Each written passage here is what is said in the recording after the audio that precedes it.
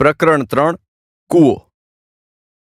એક દિવસ સાંજે ગીગાભાઈ ગાંડા થઈને ડૂબતા સૂરજ તરફ દોડતા હતા. તેમનો દુશ્મન સૂરજ ઝડપથી ધરતીની આડશમાં નીચે તરફ ભાગી ગયો હતો. સૂરજ ભાગી જતા ગીગાભાઈને રીસ ચડી હતી. મગજ બેફામ બન્યું હતું. કયું ગામ, કોની સીમ, કયા ભાઈનું ખેતર એ કશું ખબર ન હતી. રામબાઈ તેની પાછળ દોડતી જ હતી, પરંતુ રામબાઈ પાછળ કૂતરાઓ પડેલા એટલે કૂતરાઓને ભગાડવામાં એ પાછળ રહી ગયેલી. ગીગાભાઈને શું થયું ખબર નહીં. કદાચ આટલા વર્ષથી પાછળ ભાગવા છતાં સૂરજ હાથમાં ન આવ્યો એની રીસ હશે, કે સાંજે દીકરી લેવા ન આવી એની હતાશા હશે, કે પછી જેમ પાડોશમાં રહેતા દિવાળીમાં રામબાઈને કહેતા એમ, એ તે દી પૂનમ હતી ને ગીગોભાઈ પાણીમાં મોટો સાંદો જોઈ ગયો. ગીગોભાઈ સમજો કે ઈ સાંદો ઓલો સૂરજ જ છે. રોજ ઓલો લાલ સૂરજ ભાગીને આ કૂવામાં સંતાઈ જાય છે. એટલે આખું ગામ એમ જ માનતું હતું. ગીગાભાઈ સાંજે ભાગતા એક વેરાન ખેતરમાં પહોંચ્યા હતા. ખેતરના ખૂણે એક ઊંડો મોટો કૂવો હતો. પાણી ઉપર હતું. માથે વાદળા પાછળથી પૂનમનો ચાંદો બહાર આવેલો હતો. ગીગાભાઈ કૂવા કાંઠે ગયા. એ કૂવામાં એને એનો સૂરજ દેખાયો. એ એવો જ લાલ સૂરજ હતો જે રોજ જે સંધ્યા સમયે હોય છે. એ એટલો જ મોટો અને ગોળ હતો જે રોજે હોય છે. ગીગાભાઈએ સૂરજને તાકીને દાતરડું ફેંક્યું.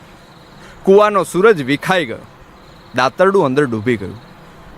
આખી જિંદગી જેને મારવા મથ્યો એ આજે એક દાતરડાના ઘામાં રેલાઈ ગયો. ગીગાભાઈ ખુશ થઈ ગયા. કૂવાના કાંઠે બેસીને રેલાતા મરતા સૂરજને જોઈ રહ્યા.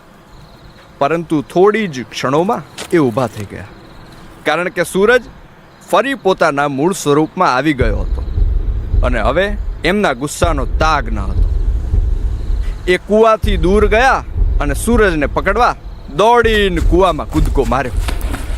ગીગા ગાંડાનો ત્યાં અસ્ત થયો. દીકરી રામબાઈ બાપુને સવાર સુધી શોધ્યા કરી. ગામની અંદર પહેલીવાર એવું બન્યું કે રામબાઈ એના બાપુને લઈને પાછી ન આવી. રાત્રે મંગુબહેન એના ખોડાને કાંખમાં નાખીને રામબાઈ અને ગીગાભાઈને શોધવા ઉપડી. સવારે જ્યારે ફૂલી ગયેલા શબની વાસ ખેતરમાં ફેલાઈ અને એક કૂતરું કૂવાને કાંઠે ભસવા લાગ્યું, ખેડૂતો ભેગા થયા અને ખબર પડી કે ભાઈઓ દોડજો. અરે ભાઈઓ દોડજો. આ તો સલાલા ગામનો ગીગો છે. અરે દોડો ભાઈઓ, દોડો અહીંયા આવો. પાણી ઉપર ગીગાભાઈનું શબ્દ તરી રહ્યું હતું. કૂવાને કાંઠે ખેડૂતોનું ટોળું ઊભું હતું. કૂતરું ઊભું હતું. રામબાઈ ઊભી હતી. થોડે દૂર મંગુબહેન પોતાની કાંખમાં ખોડાને તેડીને આવી રહી હતી. કૂવાને કાંઠે ઊભા ઊભા રામબાઈ પાણીમાં તરતા પોતાના બાપુના ફૂલી ગયેલા શરીરને જોઈ રહી. શબને બહાર કાઢવા કૂવામાં ઉતરવા માટે દોરડા લાવવામાં આવ્યા. કોઈ ખેડૂત પોતાની કમર પર દોરડું બાંધી રહ્યો હતો ત્યારે રામબાઈએ ટોળા પાસે જઈને બોલી, કાકા કૂવા માલિપા મને મોકલો. મારા બાપુ તમાર કીધ બહાર નહીં આવે. 11 વર્ષની છોકરીથી આ 6 ફૂટનું શબ બહાર કેમ આવે? આનાકાની થઈ. કૂવા કાંઠે મંગુબહેન આવી અને પોતાના ગીગાને કૂવામાં સૂતેલો તરતો જોઈને દીકરા ખોડાને નીચે મૂકીને મોટે અવાજે રડી પડી. હાથમાં રહેલી બંગડીઓ તેણે કૂવાના કાંઠા પર પોતાના કાંડા પછાડીને તોડી નાખી અને પછી કાંઠે માથું મૂકીને મોટે મોટે રડ્યા કરી. રામબાઈ પોતાની મા પાસે ગઈ અને એને પોતાની નાનકડી છાતીમાં લઈ લીધી. મંગુબેન પોતાની દીકરીને ભેટીને ખૂબ રડી. છતાં રામબાઈની આંખો કોરી હતી. કદાચ એ બાળકી માટે આ બધું જ પચાવવું કે સમજવું તેની ક્ષમતાથી પર હશે. કદાચ એ જિંદગીનું બુદ્ધત્વ ત્યારે જ પામી ગઈ હશે. રામબાઈએ પોતાની માના હાથમાં વધેલી ન તૂટેલી 2 બંગડી કાઢી લીધી. કાચની 2 બંગડી. એણે પોતાના હાથમાં એ મોટી બંગડીઓ ચડાવી દીધી. ડાબા હાથમાં લીલી બંગડી અને જમણા હાથમાં પીળી બંગડી. એ દિવસે રામબાઈને જાડું દોરડું બાંધીને કૂવામાં ઉતારવામાં આવી. 10 ખેડૂતોએ દોરડું ધીમે ધીમે અંદર છોડ્યું અને રામબાઈ ધીમે ધીમે કૂવાની દિવાલોને પકડતી પોતાના બાપુના શબ પાસે પહોંચી. પાણીમાં રહીને ફૂલી ગયેલા એ શબને એને સ્પર્શેલ. એ શબની આંખો જે હજુય કદાચ સૂરજને શોધતી હશે, એ આંખોને તેણે પોતાની આંગળીઓથી બંધ કરી.